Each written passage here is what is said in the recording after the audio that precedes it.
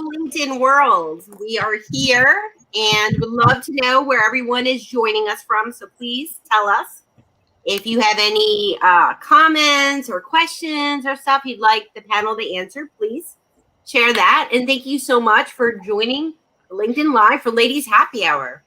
You know, with these Ladies Happy Hours, I just really like to bring a variety of women together to share their stories and to just let the business community know what the women in sales think. So I'm so happy to have this panel of amazing women. So thank you all for joining me. We've got some people joining. Jennifer Fisher is here. I did a podcast with her this week. We've got, tuning in from San Francisco. Let's see. Hi there. So we've got a bunch of people here. South Carolina, New York City, Austin. New York. More New York City. So thank you so much, everybody, for joining us. We're just going to get started, but please, you know, as we're going and having conversation, put comments, questions, whatever, and we will, you know, as they're relevant to the conversation, throw them up on the screen and talk about them so that you could be part of the conversation. So, amazing ladies. I know all of these ladies, but a lot of them don't necessarily know each other, so this is pretty interesting. But let's kick it off. Oh, we've got so many people joining us. Thank you so much. Christine Whitehead. I think almost all of us know her, right? Oh, yeah. Oh, so nice to have so many people joining us. So thank you for being here. But let's just get us started. We're talking about New Year's intentions. And so we're going to go around and everyone's going to share a little bit about themselves, what they're up to this year, and, you know, what their intentions are and, you know, why. And then we'll have some free-flowing conversation. That's generally how we do these ladies' happy hours if someone hasn't attended before. So Anjali, we'll kick it off with you. Okay. Tell us.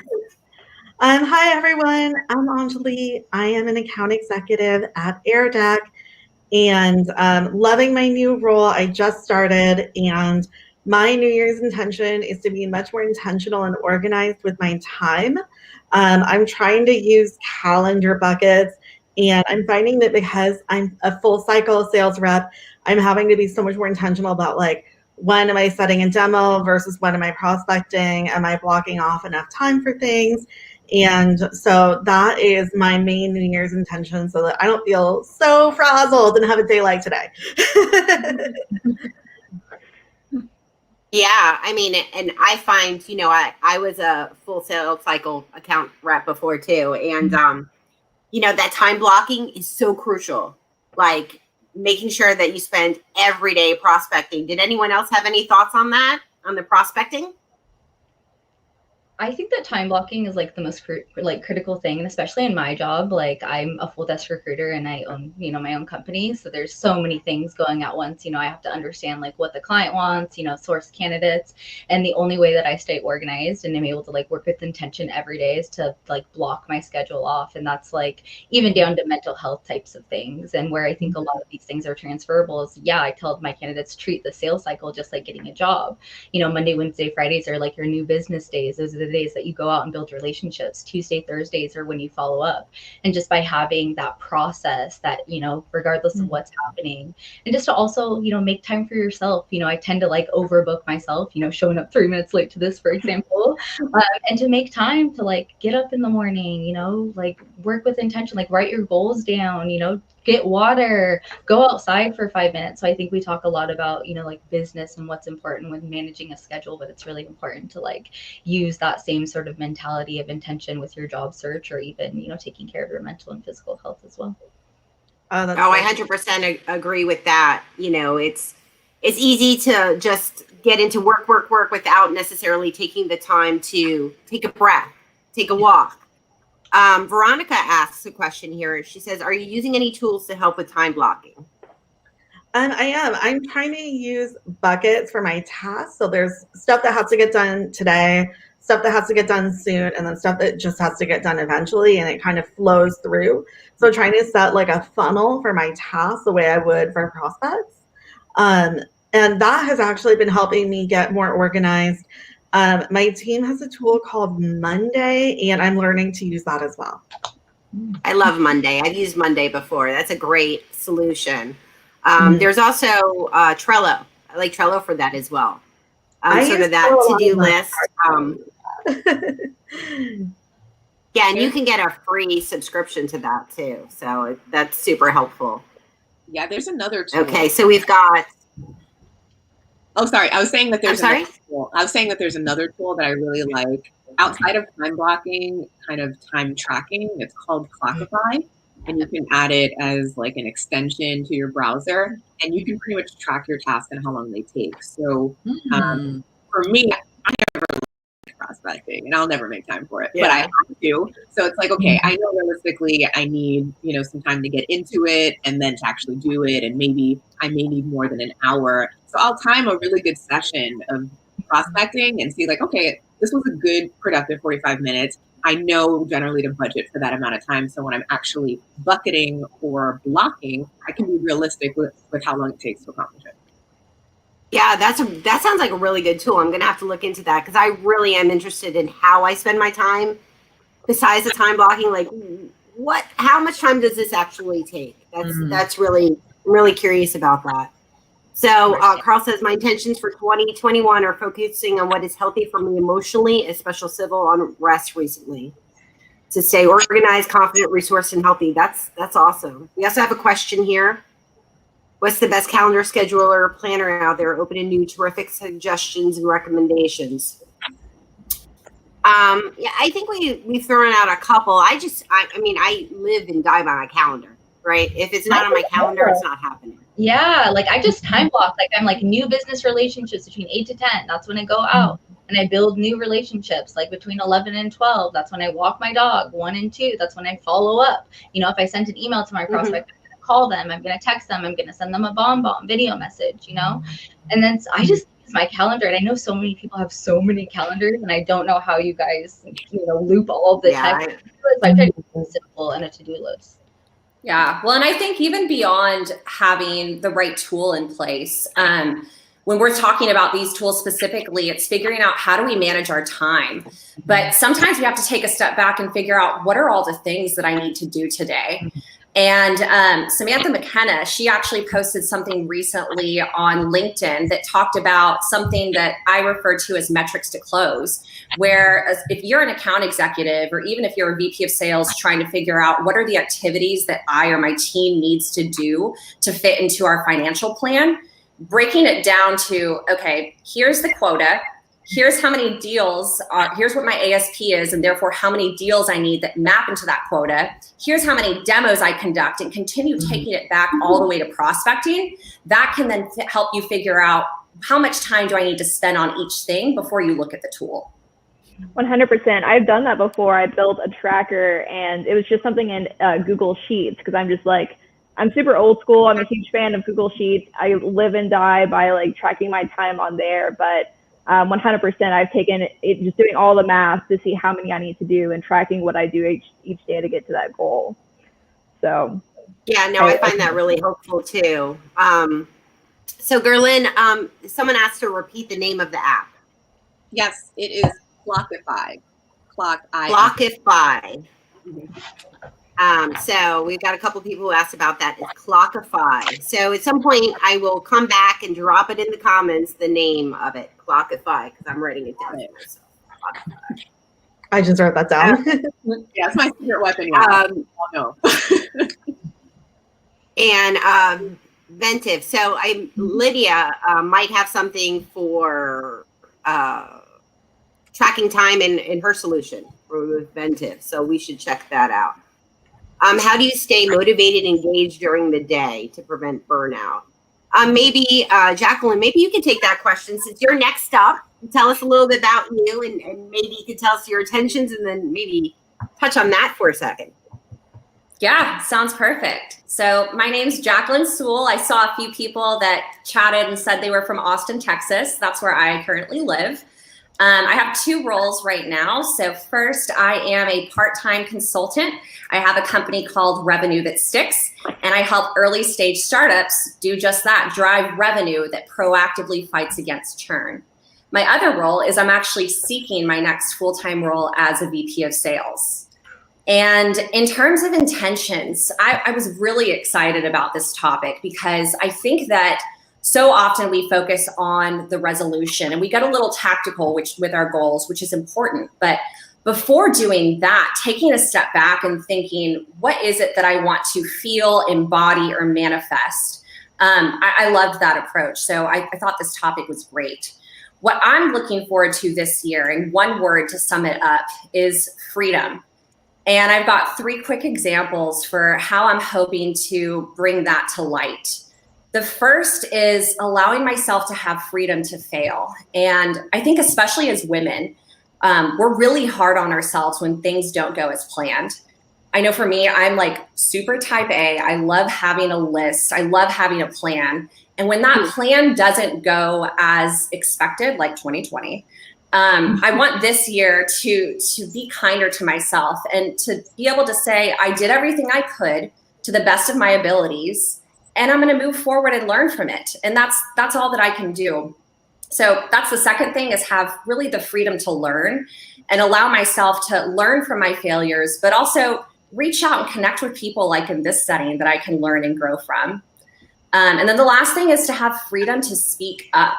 Our world has been rocked, and we are doing more and more live events like this that are remote.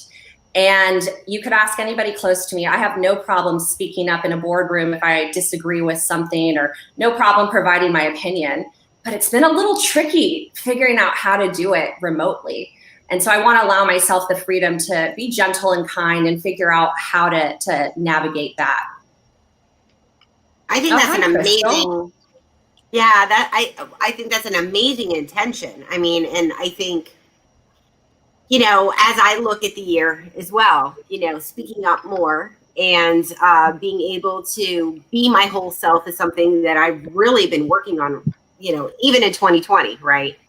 I was on a job hunt, but I was also, you know, doing all the things, doing more public speaking, growing my audience, doing more branding for myself. And that evolved to a VP of sales class and being able to do more certifications and do a lot of growth.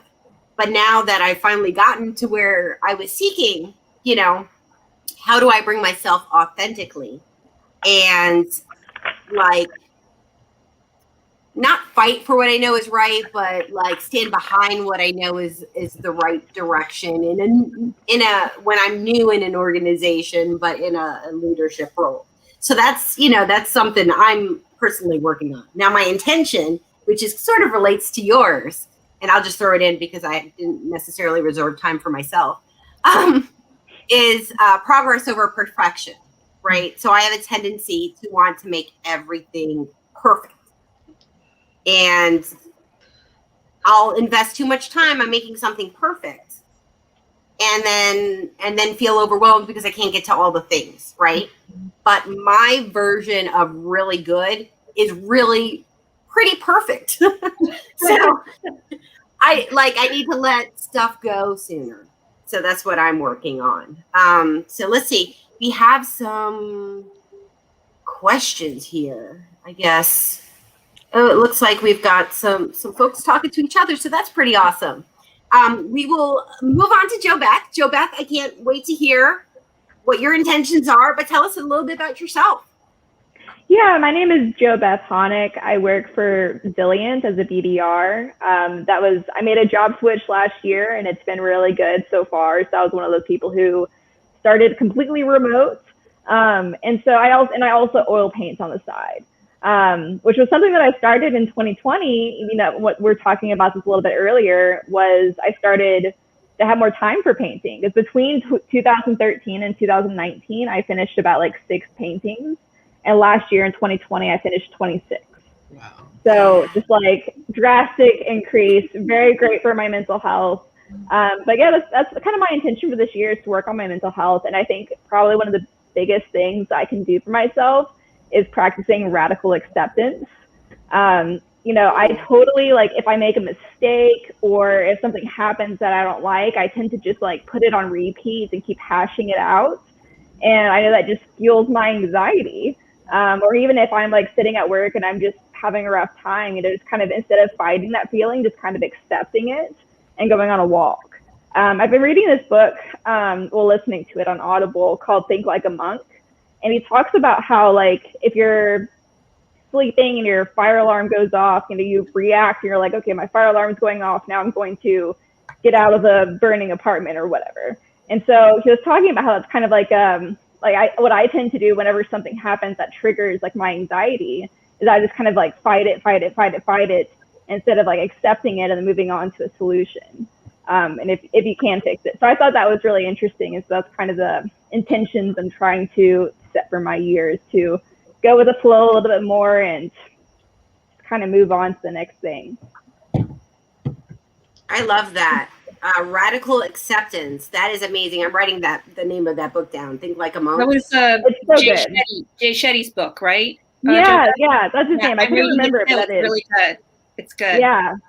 I feel like it's really good because it just covers a bunch of different topics. Like I think I'm just on chapter 3 or something, and every chapter I'm like mind blown. Really? I'm You have to totally take going to have to a get little that. bit of time. Yeah. What was that? Yeah.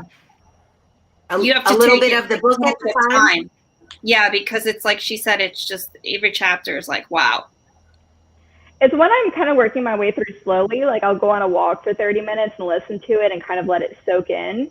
But it's really good. He talks a lot about fear. He talks a lot about being able to clear your mind. Because I feel like for me, like I hear like, oh, you need to meditate. And I'm like, okay, I do meditate. But then like my mind is still going, you know, like 1,000 miles per hour. So I feel like for me, it's not been just like the habits, but it's also just kind of been breaking down like how my mind works and why it works that way. And like how I can like change and reframe how I think. I love that. I'm totally getting that book. So thank you for sharing that. That's amazing. Yeah, And- absolutely. Okay, Jennifer's asking the name of the book again. So it's Think Like a Monk. And who wrote it? Jay Shetty. Jay Shetty. Yes. Someone else has got it on here too. Jay Shetty. He's great. So that's awesome. So I'm definitely getting it. Karen, did you read it too?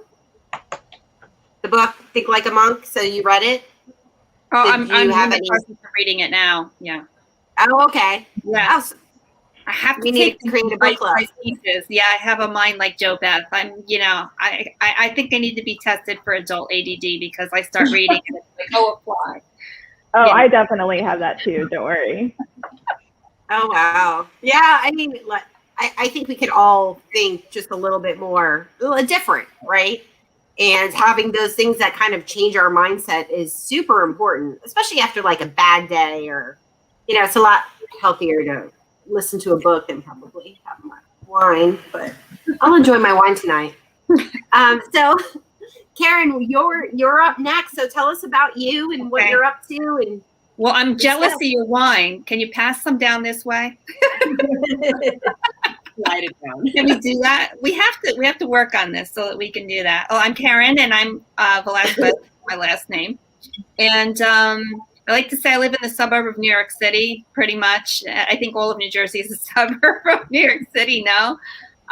From Union, New Jersey, right now. And not unlike a lot of people, I'm on the next journey of my career. I was let go in October.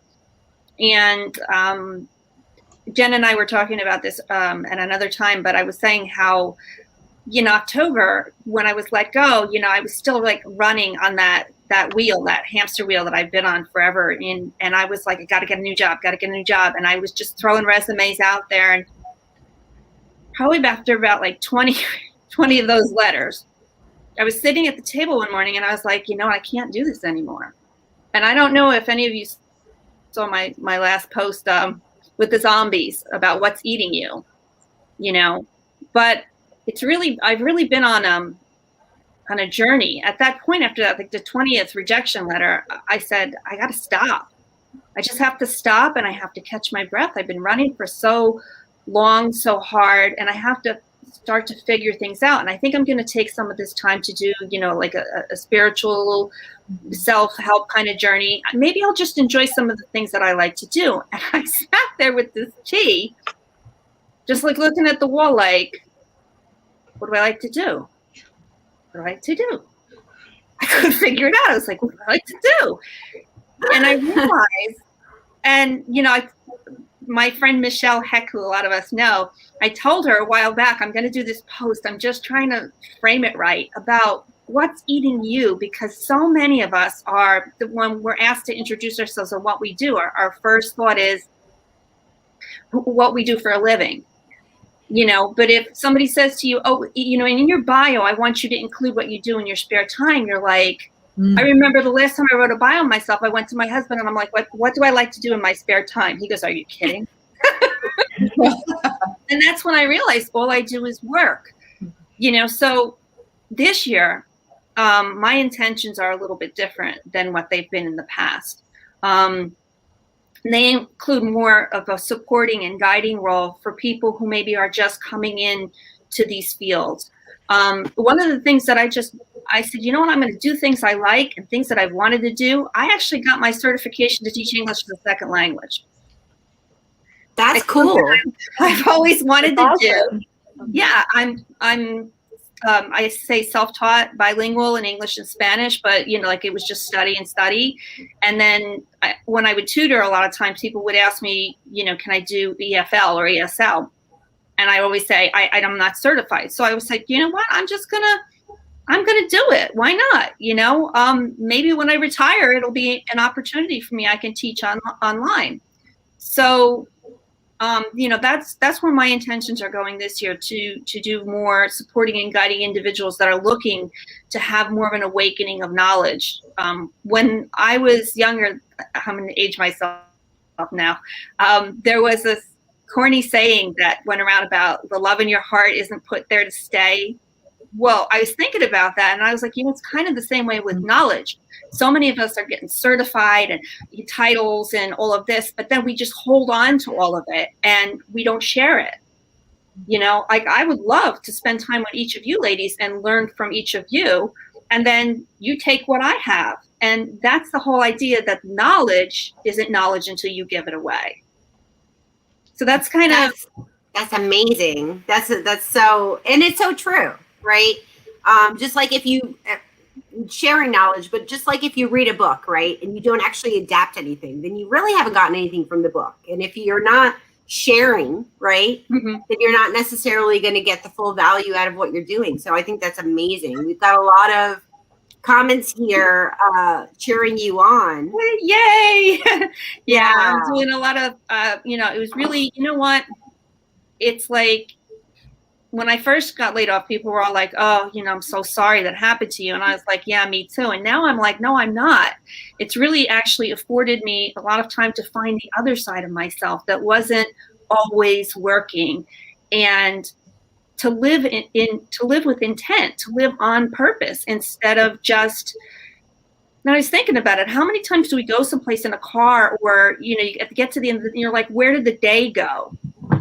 Because you're not living intently. You're just letting it go by you. And we don't get this time back. Yeah. I hear you. And, during that whole 2020 time, right, I did all that growth, and I had so many opportunities that I wouldn't have if I wasn't intentional. But I also feel like some of the time I could have spent different. Like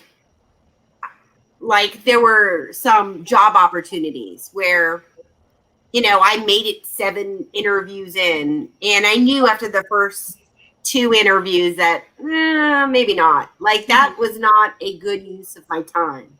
I could have been like taking a walk or on the beach or anywhere else. I hear you. I did the same thing. In the beginning, I was just like, got to get another job. And I was just, anything that said marketing, business development, I was just going, and I got a couple interviews out of it. But I remember thinking to myself, like Chet was just, do I really want to do this for a living? Do I really want to work for this company? Yeah. Why am I doing this? Yeah. Having more purpose and intent. And being more intentional about the things that I'm doing going forward. You know, if I had somebody approach me the other day, she was like, "Oh, do you want to sell X, Y, and Z?" And I said, "That sounds like a fantastic product, but you know what? No, I don't." She was like, "Well, that's the point." And I was like, "I'm sorry. I don't want to do you an injustice by wasting your time and playing games with you, and then in the end, trying to find a way to say, I really don't want to do this." Yeah, no. And Annie says here, live with intent, spot on, Karen. Going through this now with my job hunt and trying to find that right fit. I think for me, what I determined like a little ways through is that I needed to be intentional about what I was looking for. Like, I know the type of company I want to work for. I know the type of leader that I want. So I disqualified more than I qualified at some point. And so it's super easy to disqualify a company based on looking at them, right? And seeing the reviews and seeing the customer feedback and, you know, how they treat their customers and really getting a look at, you know, what they're posting on LinkedIn and what's really out there about them, right? And then being intentional about, I want to be in a place where I can thrive and I can be my best self and contribute to the greater success of something that, you know, is innovative and exciting. And so, you know, being intentional about that, I had to be deliberate about how I spent my time so that I could enjoy some of my life. Because, I mean, how easy is it to get on the hamster wheel and run as fast as you can, try to do all the things, and then not take a minute to stop and look around and smell the roses, right? And when you're in a job hunt, it's easy to become stressed and panicked. And like, I need to find something rather than, wait, what's best for me? What is best for what I want long-term and for my life? Because, you know, if you define success about climbing a corporate ladder, that's fine. But I learned that over the years, if I define success by how happy I am, how happy my family is, that means much more, right? I'm just lucky that I actually like to work, but I love the idea. Sorry, go ahead. Go ahead, JoBeth. You're good. Go ahead. I just love the idea of going on a spiritual journey and really finding like who you are outside of work. Because I found one time, this was a couple years back, where my work was my life and my work was not going well. So whenever my work was not going well, my life was not going well because that's the only thing that I had going on. And I think it's like really helped me with my resilience, you know, to have that work-life balance and to be a person outside of work. So I know that like, okay, it's not who I am. It's just what I do to make a living so I can, you know, have an apartment. Yeah. And that's been so healthy. And so I'm like really excited for you to do this year and to find what you're enjoying. Have you found any fun hobbies? Oh, I have a banging herb garden going on in the kitchen. And you're all invited. I cook with them. We were talking before we started about teas. And so many times when something's wrong, the kids will call me. I have two daughters that are older and they live outside the house. Or even their friends. Mom, this one's got a stomach ache. Mom, this one's got a headache. Mom's, you know, what can I give them? What can I? And I started thinking about it and I was like, you know, I really want to learn a little bit more about the healing properties to spices and herbs because I'm giving out all this advice. I want to make sure I'm doing the right thing. So I got a number of books. You know, I'm on, well, I love to bake, but on working with herbs and spices and, you know, so that I give out the right advice now. I love that. You're helping people. Thank you. Amazing. Well, thank you for sharing. Thank you. Lynn, your turn to share. Hi, everybody. My name is Lynn Stepanenko, and I live in Brooklyn, New York until Monday, hopefully at 9 a.m., by which time my husband and I will be driving back to Austin for a possible permanent, maybe temporary move. It sort of remains to be seen. But like all of us, you know, I've been afforded the opportunity to work from home for the first time in 2020. And for me, it's gone really well. I love the flexibility. I've, you know, certainly have not spent as much time on my own hobbies and doing my own thing. I've really poured myself into work in 2020, which in a lot of ways for me was really good because it it actually was the first time I've really truly dedicated myself to my full-time job. And so I'm looking in this year when I'm gonna move back to Austin, getting outside more. Warmer weather is going to be really nice. So I'm looking forward to that. And I'm an account executive at a company called TapRecruit. I also have a part-time job with a company called Outco, and I do career coaching for students who are learning to become programmers in technical programs. So I stay pretty busy with work, but in 2021, looking forward to having more fun if that's going to be an option this year. So when you say having more fun, so you're talking about like the outdoors and just being, out and about, or I don't even know how is it in Austin, Texas? How is the pandemic over there? Jack, go ahead, Lynn. Well, you'll see very soon, Lynn. So in Texas overall, there's different tiers, and it depends on how many cases there are. For the most part, though, restaurants are still open. And one of the nice things about Austin is just the outdoors options. Me personally, I feel safer if it's an outdoor setting on a patio, or even just like walking around on Town Lake and the trail. So there's a ton of hiking options that you can totally take advantage, and lots of patios that you can hang out on. I live in Austin too, and that's kind of also what we've been doing. And I think it is a lot more friendly for taking walks. Like I think it's like 60 or 70 degrees outside right now. Like it's pretty nice. I can't imagine that like going on a walk in Brooklyn is, going to be as comfortable right now. So it's been a few days since I've been outside. So it's going to be nice. Yeah, you'll enjoy it. So. Oh, we've got Jana here singing your praises, Lynn. So she says, I love working with Lynn at TapRecruit. She's amazing all around. Oh, thanks for joining. So good to have you on, Jana. Yeah, it's amazing when people join just, because they see one of their friends and stuff. So that's really how we've gained such a big audience over all this time, is having all these different people on and finding some value in it. So I'm always happy to have like new people coming in. It's amazing. So, well, thank you for sharing. I'm lucky I'm in Florida. So, it's like 70 something out now. And so I've been close to the beach too. I am where, we're social distancing at the beach and giving each other space, but it's still nice to be outdoors and in the sunshine. We've been outside here. Yeah. I mean, we just stay inside.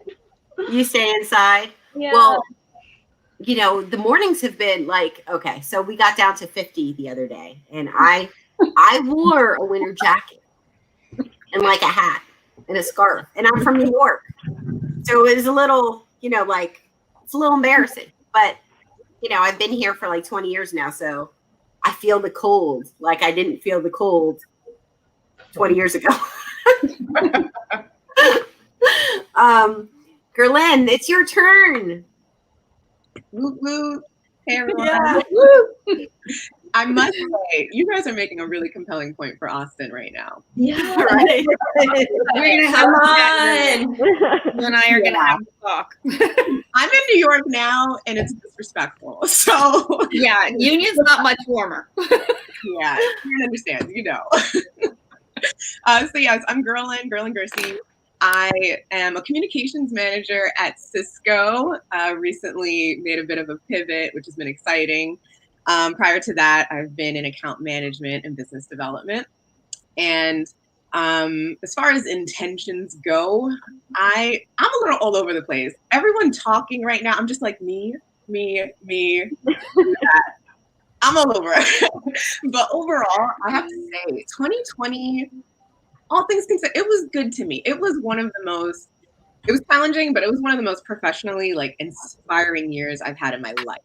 And I feel like I'm kind of in my harvest season, and there's nothing wrong with that. It's a good place to be. Yeah. So coming into 2021 and things that I'm looking forward to, I'm hovering between continuing to unleash myself. You guys gonna see a lot of me, and and unashamedly so. Like, it's all good things, and I feel like I'm just really being unleashed without limits in a sense. And I'm also mentally just removing those barriers that I've even put on myself before, and support in places like this with all you wonderful women here make it easier to feel like that, truly. And then also pursuing novelty is where I'm at, because I've been comfortable for a while, and I think we all know what that can be like. And I'm seeing the yield of being uncomfortable. And although it's displeasing momentarily, it's so good to do it. So I'm definitely in a place for this year. I'm pursuing novelty and I'm unleashing, and that's what's happening. We are here for it. Yes. Yes. I love it. Unleashing. Wow. Wow, that's an amazing word. I'm gonna have to think about that one. How can I unleash myself for 2021? I don't know. That was good. It's so powerful, though. I think, reflecting on 2020, it's tough sometimes when you're in isolation. And for me, sometimes I get wrapped up in my thoughts and I get worried. And this conversation right now, or just picking up the phone and calling someone and hashing those things out, it can help you have a lot of confidence. And I think that when you say unleash, like the things that you're going to unleash are going to be different than what Karen would unleash, what Jo Beth would unleash, what I would unleash. And putting that out into the world can only help us all grow from each other and feel more confident from it. So I love hearing that. I think that that's really going to help inspire other people, myself included, to follow you in that. Yes. And I have this imagery right now. Maybe you guys can help me on what this thing is called. It's like, it has like a U, and then you like have a rubber band slingshot maybe. Yeah. Yeah. Oh, that's what I'm feeling. I'm feeling the slingshot, and it's all good because just putting together some of the things you ladies have said, just with the acceptance and taking the inward, and like what Karen was saying, just what do I love to do? What are my hobbies? Like, if you're doing that inner work, which I know we all are, you're really putting yourself in a position to propel forward. And I just feel like seasonally for me, I'm just going forward now, and it's great. And I'm not holding back. I'm making sure my rubber band is reinforced, and we're going forward. That's it. Oh, that's amazing. I love that. So there are a lot of comments on that. Oh, unleash. Michelle, breaking barriers. Yeah, that's Michelle. Right. We've got Annie who says, go out on a limb. It's where the fruit is, from Mark Twain. This is a power panel. I agree, but then again, I assembled all you ladies, so it's really just like me unleashing. Unleash, very Game of Thrones in a great way. That is amazing. It is very Game of Thrones in a great way. Minus the ending to that, but yeah. Right. Oh, yeah. There's so many comments on Propel and Unleash. Oh my goodness, we have Mark Jong in the house. Wow. Hey, Mark. Yeah, I was just thinking about him the other day because I hadn't heard from him about you nominating me, Jacqueline, for Fire Talks. And I'm thinking, who can I drag with me to go to Fire Talks? Oh my God. Right?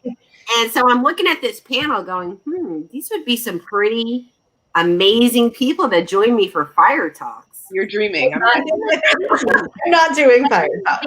Thing, right? Never say never, y'all. Never say never. What, unleash? Aren't we unleashing some hot sauce? Hot sauce to get to Texas. Is that I don't know. But I love it because I think, like, especially professionals and as women, like a lot of us are just trying to be secure, just trying to be comfortable. And when you get to that point where you're like, okay, I'm comfortable, I'm fed, my bills are paid, and now I'm ready to like take it to that next level. So many people, I talk to thousands of people a month. And so like, I'm just like, I could start crying and start getting weird because I've just been pushing so many of these things down and just pretending like they're not happening because I'm a solar entrepreneur and I'm trying to do it, 200% on my own. And of course, like, I know Jen, I talk to all these inspirational people, but I don't have time to like network in this kind of capacity. And it makes me excited. Like I'm already like, oh my God, I'm going to read all these things and look at all these things and go to every single one of your guys' LinkedIn pages and try to learn everything that I can about you so that I can support you in your efforts. And it's just so inspiring to hear like, I'm not okay with the status quo. I'm willing to bet on myself. I'm willing to like just go all into it. Because I'm sure a lot of us have backgrounds where we weren't 100% secure in ourselves or in our career. And I used to be so blind to this idea that like, you know, a job was just a job and you just do it to pay your bills, but it's so tied to your, you know, personal identity. But it's at the end of the day, like, it's not who you are. Like, who you are is who I hope we all are being right now, 100% just authentically ourselves. So I'm so happy to be here and learn from you guys. Well, and I'm happy you joined us. Do you know Destiny takes the time to send me a video on a regular basis to remind me to take care of myself, drink water, and tell me how amazing I am. Oh, and go outside. She's big on go outside. And I never go outside. I went outside. I'm like, I've never thought of moving to Texas, but I'm like, Austin, I don't know. What neighborhood are we moving into, you guys? It's so nice, guys. It's pretty fun over here. 70? Like, it's 30 and it's supposed to snow tonight in Seattle. And then I talked to someone in New York and they said there was like 2 inches of snow on the ground. And then in Florida, someone said there was a hurricane, or not a hurricane, a tornado. Like, what's going on? I didn't see any tornado around here. You could come to Florida. Palanca, wherever that is. You could totally come to Florida. We'll chill. You can totally come. So tell us about you, Destiny. Tell us what you do, so that if there's anyone who doesn't know how amazing you are, and that you actually leave videos for people to tell them how amazing they are. I'm going to talk to all Everybody needs to know all of Destiny. you will be on my calendar. I will be sending you all calendar invites. I started off my career in healthcare and nursing. I realized like very early on that I was like too much of like an empath to like cut it as a nurse. And so I had to like take a lot of things off of my resume to even get a job, because it's like, once, you know, where do you go after you fail at being a nurse? And I started to lie on my resume and I take a bunch of things off, and I ended up getting a job at a healthcare clinic, and they're like, yeah, there's one, we're trying to grow it to 20, but like you can be a front desk person. And I remember I'd schedule and I talked to people on the phone and I collect bills, and I was more depressed than I've ever been. I had to get on antidepressants. I was incredibly suicidal because I felt like 2 degrees. I'm like, what am I doing? I'm a front desk person at a healthcare clinic. And it's so crazy because all I do in my business is schedule people and talk to the phone and collect bills. So just throughout my entire career, I just realized that the skills that you have are totally transferable. And I thought, I'm going to go move to Olympia, Washington and let me get me a state job, clock in, clock out, and like, you know, live my life outside of work. And I realized again, yeah, I cannot be in HR. I care way too much about people to be in HR. So here I am, failed again, right? And my friend was like, you got to meet with this recruiter, Cheryl. She's been in the biz for like 40 years. And I was like, I'd rather be dead than meet a recruiter. I suck. Okay, $11 an hour. I'd rather not. But my friend's like, trust me, Destiny, you need to meet Cheryl. And from the second I met her, she was like, I can tell you that you can do anything that you want in this entire world. My job is to go in the back and just validate what your hopes and dreams are. And I, no joke, text my husband, if I don't call you in an hour, come to this office. Because I was like, what is this? I thought she was going to be $99 and like a pyramid scheme, right? And I just went in the back and she was like, yeah, you're a salesperson. And, you know, growing up as a homeless youth, like you go and you get a job, like you become a nurse, a doctor, a lawyer, you don't go into sales. And I started thinking about it. I'm like, every job I've ever done has been sales. And I was like, okay, interesting. She's like, do you want to be a full desk recruiter? I was like, yeah, no, I'd rather continue to drive this Volvo station wagon with 350,000 miles on it than be a recruiter. I'm not going to do it. And she told me, put yourself in a position to be pleasantly surprised. And that line has made me hundreds of thousands of dollars, has gotten me into companies that I never thought possible, has helped candidates get jobs that they never thought was possible. And I just went and I met this dude in the middle of Seattle, and he was like, yeah, you're way too soft to be a salesperson. You're not going to cut it. Maybe if you're lucky, you'll make about 60K. And I'm very analytical. So I went and I did everything that he told me to do to a T. For my first year, I didn't improvise. I didn't add anything. I just followed the metrics associated with being a very strong full desk recruiter, where I built relationships with employers and I placed my candidates into that role. I ended up having a company that like I started getting a lot of street cred into, and I was helping like used car salesmen get into these SaaS roles. And I was realizing at the end of my audit, I'd placed a lot of people, that 90% of the candidates I placed were white men. And they came out of the University of Washington. And I just, everything started aligning where I was like, there's not just biases that happen in recruiting, whether it's on the corporate side or the agency side, they are encouraged. These agency owners that are ran by literally the same dude, I've talked to all of them, trust me, are the same kind of people where they're like, we're not here to rethink the wheel. You know, it's been the same wheel that's made us $10 million in revenue. We find clients exactly what they want. And I just started like getting so much street cred with my employers where they'd be like, Destiny, if you send me someone, like I will talk to them no matter what. And so I realized throughout my process, especially dealing with HR admin, you know, mostly sales is my niche, that like sales is about your ability to like build a relationship and rapport and trust and tell a story. It's not your stupid resume that I spent 5 seconds looking at, to be honest. And I went to my boss and I said, look, dude, I'm number one. I beat company records. The girl who'd worked with him for 20 years, I doubled her numbers. So I'm like, okay, like getting a job is literally a life skill.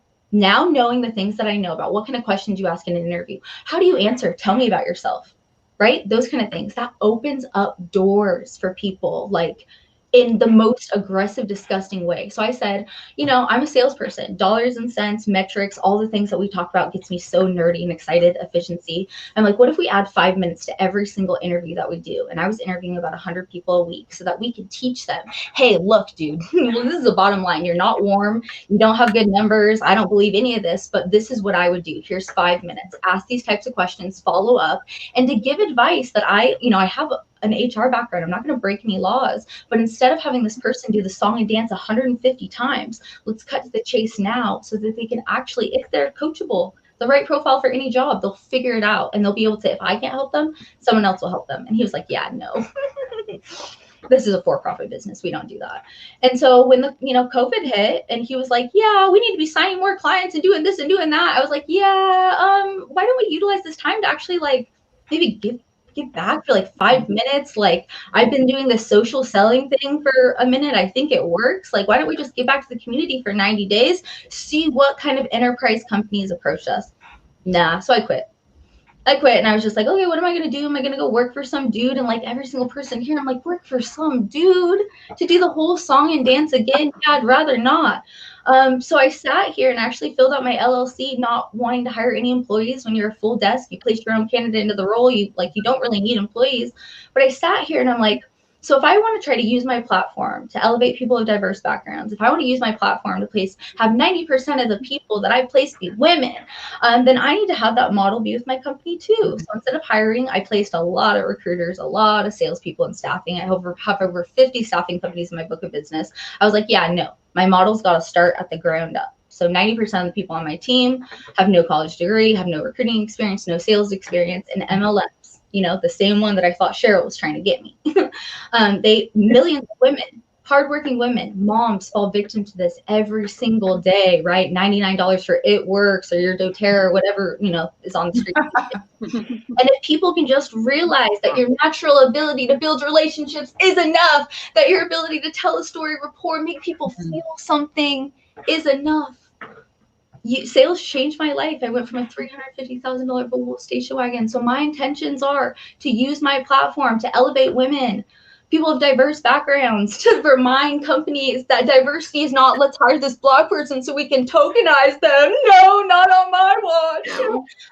And so it's really hard because it's a slippery slope. Like, I've signed clients that I never thought was possible just to get in and be like, yeah, you're not going to use me to check a box to say that you did the diversity thing. But just like this group of women here, eventually clients, tribes, people will come together, see my mission, seeing what I'm trying to do. And I don't need a book of business of 100 accounts. I want a book of business of like 10 accounts that I know for a fact offer inclusive culture, that grow people, pay them well, because people want to be a part of something bigger than themselves, especially salespeople. And when you restrict people to quotas, numbers, territories, all things that are important and definitely play a part in the bottom line, you don't get the best talent on the market. True. Like the most shocking thing I ever saw is when I finally talked to Jen after seeing her on LinkedIn. I'm like, wait, what? You don't have a job? And I would have worked 40 million hours a week if I had to have gotten a job, but the stars aligned and it all worked out. On a personal perspective, mine is just to protect my empathy or my energy. Like I think all of us are probably empaths, and I try to overbook myself, try to be like I work for you, not the other way around. And I try to have that same approach with my candidates and my clients. And so just remembering at the end of the day, like even though my heart is racing and I have so much anxiety because all I want to do is like answer all of your guys' messages on LinkedIn, set up networking calls. At the end of the day, I need to spend that 2 hours where I don't listen to TV, I don't read. I'm not gonna lie, I don't read, I don't listen to podcasts, I don't try to better myself at all. I just try to be alone with my thoughts so that I can get up and fight another day.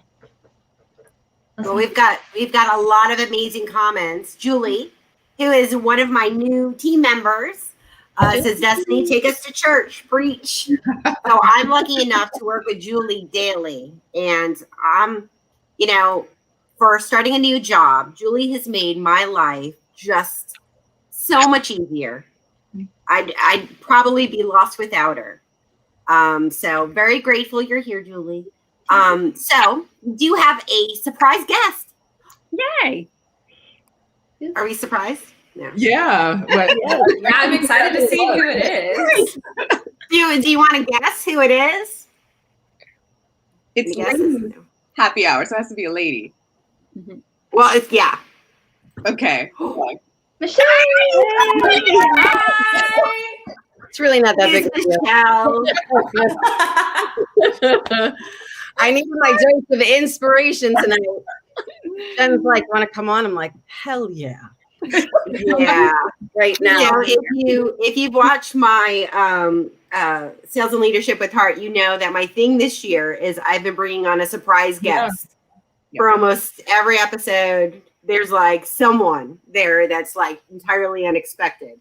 And so Michelle is, well, I expected her, but you guys didn't. So I was like, how bad Michelle, I wash dishes and just, it's funny, you guys.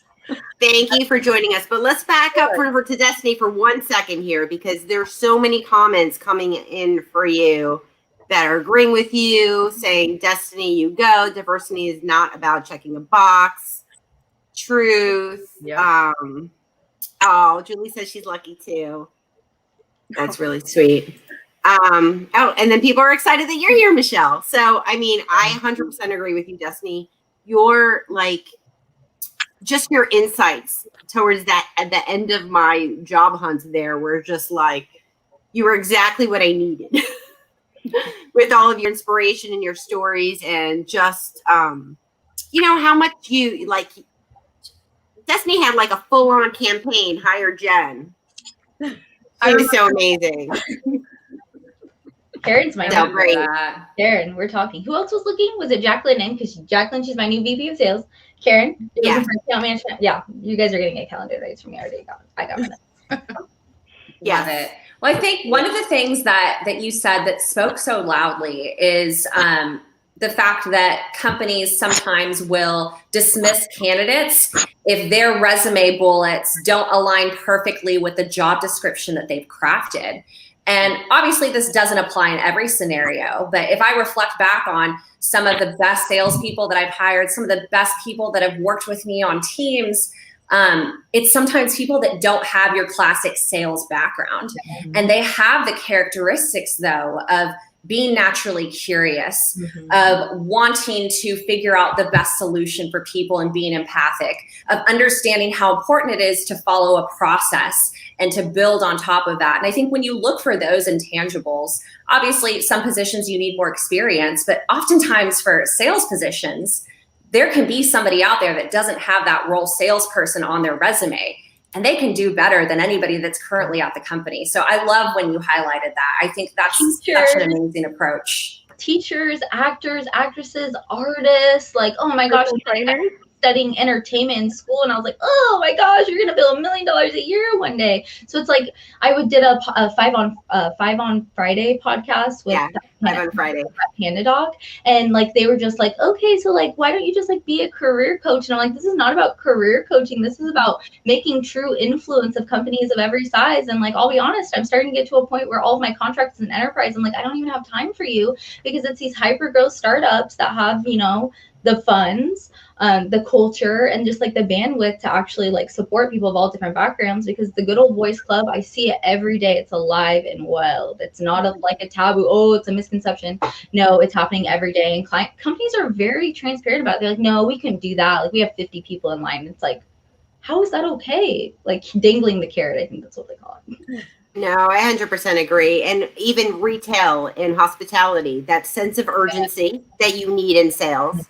Or don't even get me started on doing liquor inventory. Doing liquor inventory and SaaS scalable revenue is literally no different. You know, like Share. spreadsheet is almost the same. Mhm. Just saying.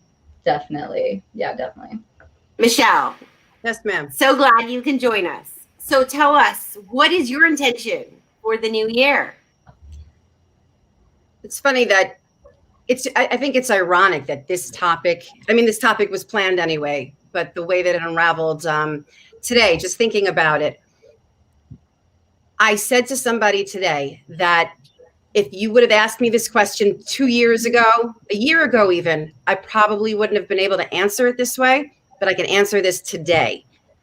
We have all gone through so much in the last 10 months. And maybe we don't think that it's that big of a deal because we're in it every single day and we're going through the motions.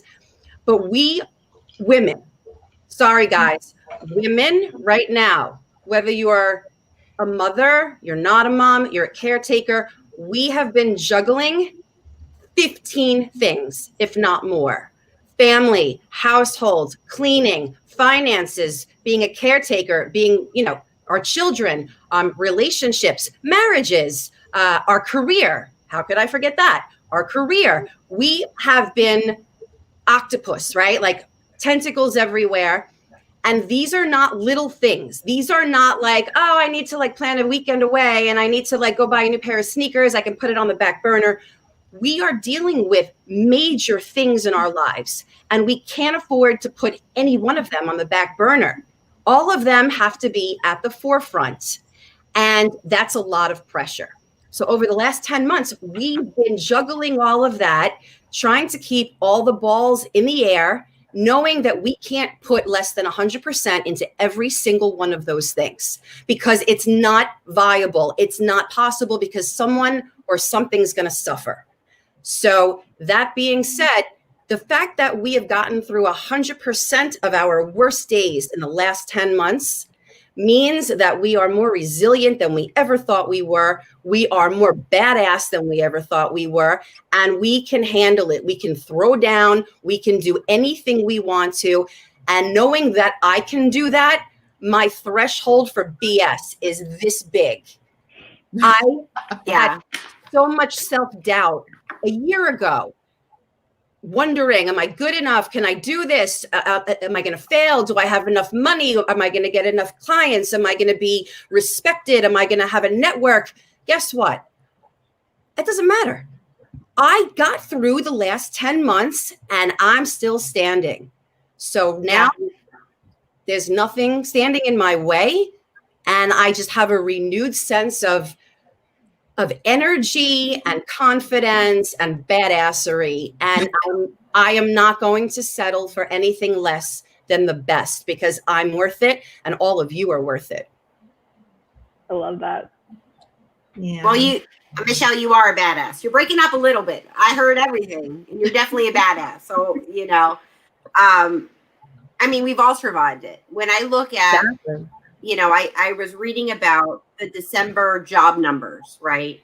And looking at who lost jobs in the month of December. So 140,000 jobs were lost, right? In the month of December. And do you know who lost those jobs? Like every single one of them? Women. Yeah. Men gained 16,000. Specifically women of color. Yeah. Were the biggest percentage.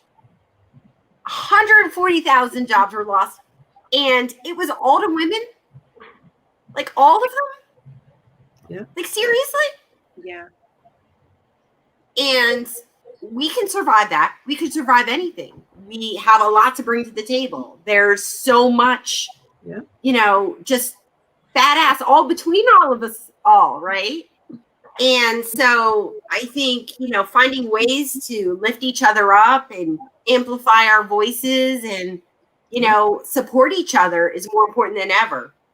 I recently was asked to do an event, and it was an event that didn't typically support women.